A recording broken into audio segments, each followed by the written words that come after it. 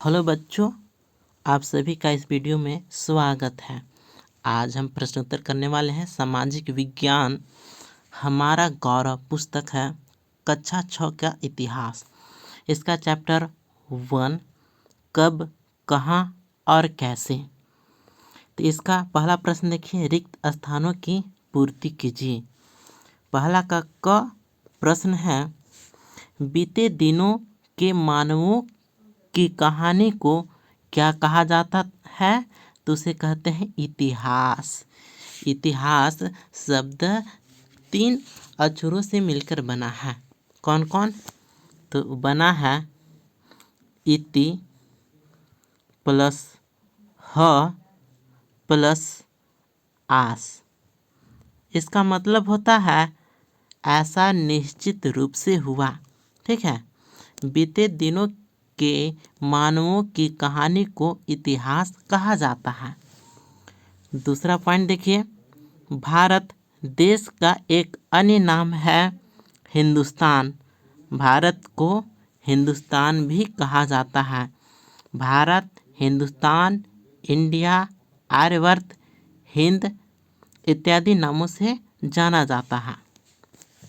ग देखिए, प्रश्न है रिक्त स्थान, भारत का सबसे पुराना धर्म ग्रंथ है। तो भारत का सबसे पुराना धर्म ग्रंथ है वह वेद है। वेद हम लोग जानते हैं कि वेद को 4 भागों में बांटा गया है, ऋग्वेद, यजुर्वेद, सामवेद, अथर्ववेद। ठीक है, तो भारत का सबसे पुराना धर्म ग्रंथ वेद है। ग प्रश्न है, प्राचीन काल के अवशेषों के अध्ययन को कौन सा विज्ञान कहा जाता है? तो उसे कहेंगे एपिग्राफी। एपिग्राफी विज्ञान कहेंगे प्राचीन काल के अवशेषों का अध्ययन। अगला प्रश्न है, रिक्त स्थान, जनजाति को छोटा नागपुर की सबसे प्राचीन जनजाति माना जाता है। तो उसे है असुर को। असुर को छोटा नागपुर यानी झारखंड का सबसे प्राचीन जनजाति माना जाता है। तो आप मिलान कर लीजिए। क का आंसर है इतिहास, ख का उत्तर है हिंदुस्तान, ग का उत्तर है वेद, घ का उत्तर है एपिग्राफी, अंगा का उत्तर है असुर। इसके बाद हम दूसरे प्रश्न की ओर आते हैं। निम्नलिखित प्रश्नों के उत्तर दीजिए। प्रश्न दिया गया है, उसका उत्तर देना है। क प्रश्न है, इतिहास का ज्ञान क्यों जरूरी है? तो इसका उत्तर होगा, धरती पर मानव जीवन का अस्तित्व कई लाख वर्षों से है, बहुत समय पहले से है। हम अपने वर्तमान का अध्ययन अतीत के ज्ञान के बिना नहीं कर सकते हैं। हमें अतीत के बारे में जानना ही होगा। इतिहास से सबक लेकर हम अपने वर्तमान को बेहतर कर सकते हैं। अतः इतिहास अतीत को समझने का प्रयास है। और इतिहास में 3 भागों में बांटा गया है काल निर्धारण को। पहला है प्रागैतिहासिक काल, दूसरा है ऐतिहासिक काल और तीसरा है अर्ध ऐतिहासिक काल। प्रागैतिहासिक काल में हम लोग बिना लिखे हुए साक्ष्य को ही आधार मानते हैं। प्रागैतिहासिक काल में, अर्ध ऐतिहासिक काल में वैसा काल है जो लिखा तो गया है लेकिन पढ़ा नहीं गया है, और ऐतिहासिक काल में जिसे लिखा भी गया है और पढ़ा भी गया है। ठीक है, तो इतिहास का ज्ञान क्यों जरूरी है? क्योंकि अपना अस्तित्व जानने के लिए हम इतिहास को जानना जरूरी है। अब आते हैं ख प्रश्न की ओर। प्रश्न है, प्रागैतिहास और इतिहास में क्या अंतर है? ठीक है, वैसा इतिहास जो लिखा नहीं गया है उसे कहेंगे प्रागैतिहासिक काल, और जो लिखा गया है पढ़ा भी गया है उसे कहेंगे इतिहास। देखिए उत्तर है, जिस काल में मनुष्यों का कोई लिखित साक्ष्य नहीं मिलता है उसे प्रागैतिहासिक काल कहा जाता है। जबकि मानव की प्रगति की कहानी जो लिखित रूप में है को इतिहास कहते हैं। तो प्रागैतिहास, इतिहास, और एक और है अर्ध ऐतिहासिक काल। ठीक है, अर्ध ऐतिहासिक काल।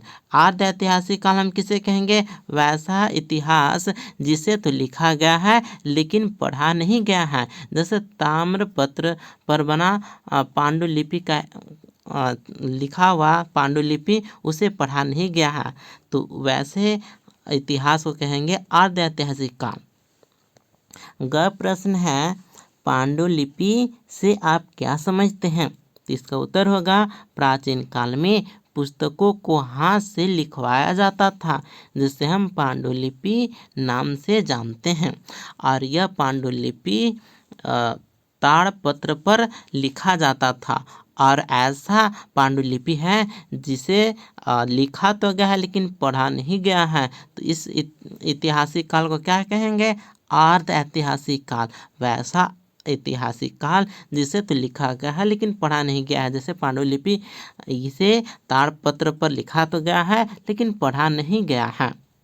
घ प्रश्न है पुरातात्विक स्रोत के अंतर्गत क्या क्या चीजें आती हैं? तो उत्तर होगा पुरातात्विक स्रोत के अंतर्गत स्मारक, सिक्के, मिट्टी के बर्तन, पत्थर तथा धातु के औजार, प्रतिमाएं तथा अन्य प्रकार की चीजें शामिल हैं। ठीक है, ये सभी पुरातात्विक स्रोत हैं। नेक्स्ट प्रश्न अंगा की ओर आते हैं। प्रश्न है हमारे देश को किन किन नामों से पुकारा गया है?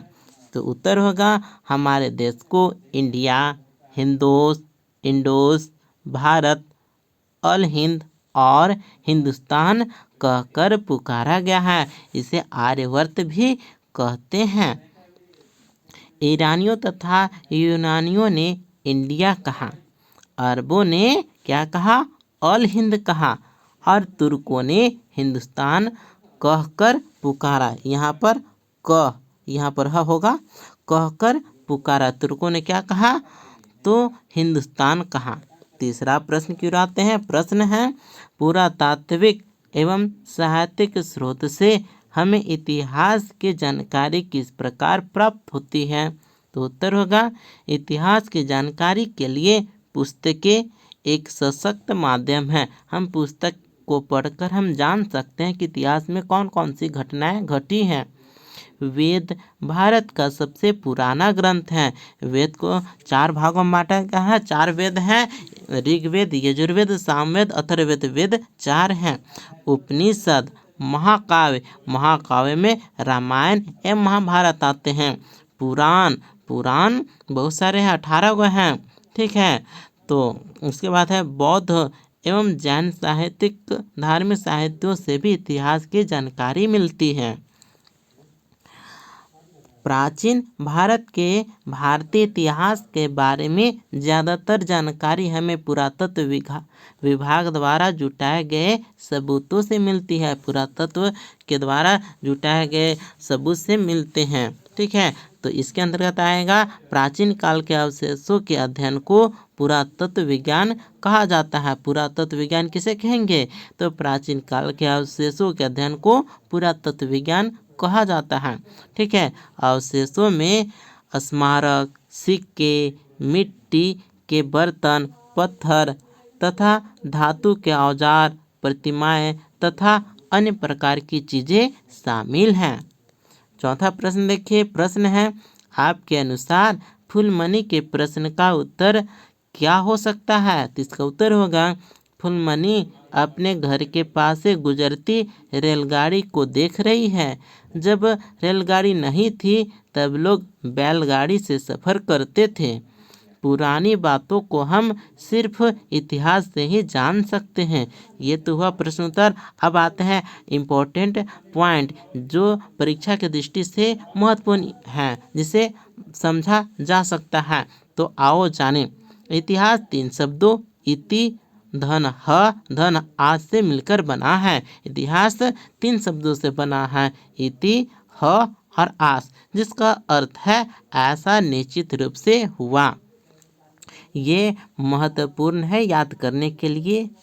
फिर देखिए वर्तमान झारखंड का नाम भी प्राचीन काल से परिवर्तित होता रहा है। विभिन्न ग्रंथों में झारखंड का उल्लेख मिलता है।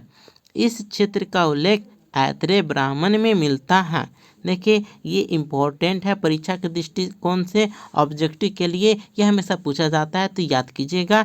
ऐत्रेय ब्राह्मण में झारखंड को पुंड्र प्रदेश कहा जाता था। वायु पुराण में झारखंड को मुरंड कहा जाता था। विष्णु पुराण में मुंड कह के पुकारा जाता था। भागवत पुराण में झारखंड को किकट प्रदेश कहा जाता था। महाभारत के दिग्विजय पर्व में झारखंड को पुंडरिक देश व पशुभूमि कहा गया है।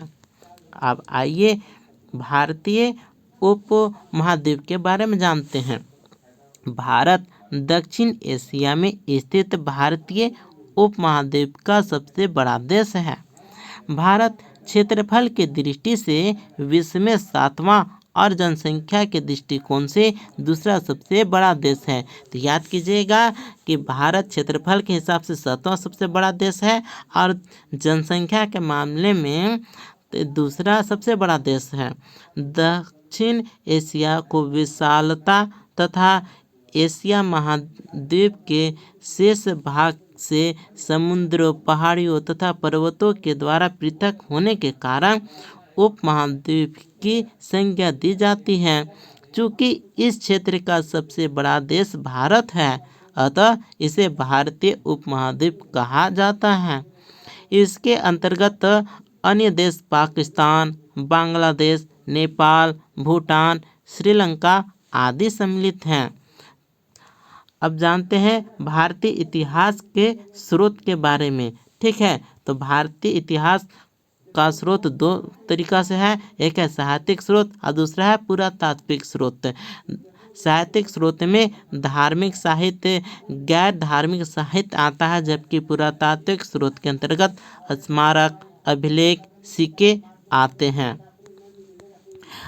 ठीक है, यह भी जाने यूनान के प्राचीन लेखक हेरोडोटस को इतिहास का पिता कहा जाता है। तो ये याद कर लीजिएगा कि इतिहास का पिता कौन है, तो वह है हेरोडोटस। उसने अपनी पुस्तक हिस्टोरिका में 5वीं शताब्दी ईसा पूर्व के भारत फारस के संबंध का वर्णन किया है। आप इतिहास पढ़ रहे हैं तो आपको पता होना चाहिए कि इतिहास का पिता कौन है, तो वह है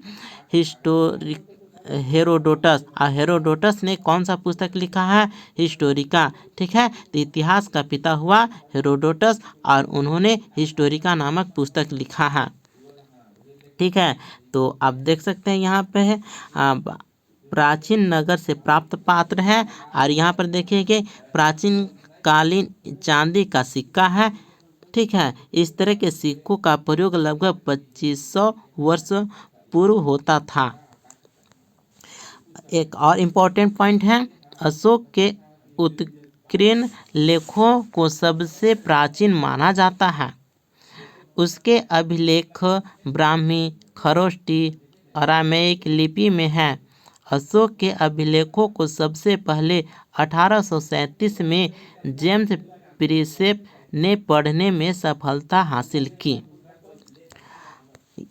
फिर है नेक्स्ट पॉइंट, सिक्कों के अध्ययन को न्यूमिस्मेटिक्स कहा जाता है। ये इम्पोर्टेंट है। न्यूमिस्मेटिक्स हिंदी में बोलेंगे तो मुद्रा शास्त्र।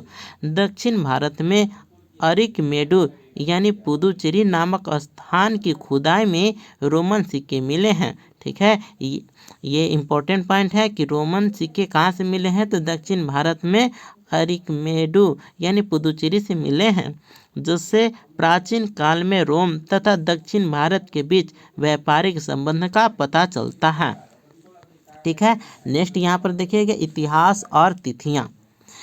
अपने इतिहास में तिथि से पहले BC या ईसा पूर्व या AD लिखा देखा होगा। ठीक है, वर्तमान में प्रचलित ग्रेगोरियन कैलेंडर या ईसाई कैलेंडर या जूलियन कैलेंडर ईसा मसीह के जन्म वर्ष पर आधारित है। ठीक है, जैसे ईपू हो गया, ईसा पूर्व हो गया, BC यानी before the birth of Jesus, और AD यानी आफ्टर द बर्थ ऑफ ठीक है जीसस क्रिस्ट। ठीक है, तो इस प्रकार लिखा जाता था। तो यहाँ पर देख सकते हैं BC का मतलब होता है before the birth of Jesus Christ. Christ, ठीक है, before the birth of Jesus Christ, यानी ईसा मसीह के जन्म के पहले। ईसा पूर्व में वर्षों की गिनती विपरीत दिशा में होती है। ईसा पूर्व माने ईसा मसीह के जन्म के पहले विपरीत दिशा में होगा। जैसे महात्मा बुद्ध का जन्म 563 ईसा पूर्व में हुआ, यानी ईसा मसीह के जन्म के 563 वर्ष पूर्व महात्मा बुद्ध का जन्म हुआ। अब नेक्स्ट है, ईसा मसीह की जन्म तिथि से आरंभ हुआ सन ईसवी सन कहलाता है। इसके लिए संक्षेप में ई लिखा जाता है। ई मतलब ईसवी हो गया। एडी यानी एनो डोमिनी का शाब्दिक अर्थ है in the year of Lord Jesus Christ. वर्तमान में एडी की जगह सीई तथा बीसी की जगह बीसीई का प्रयोग होता है। सीई अक्षरों का प्रयोग कॉमन एरा तथा बीसीई का बिफोर कॉमन एरा के लिए होता है।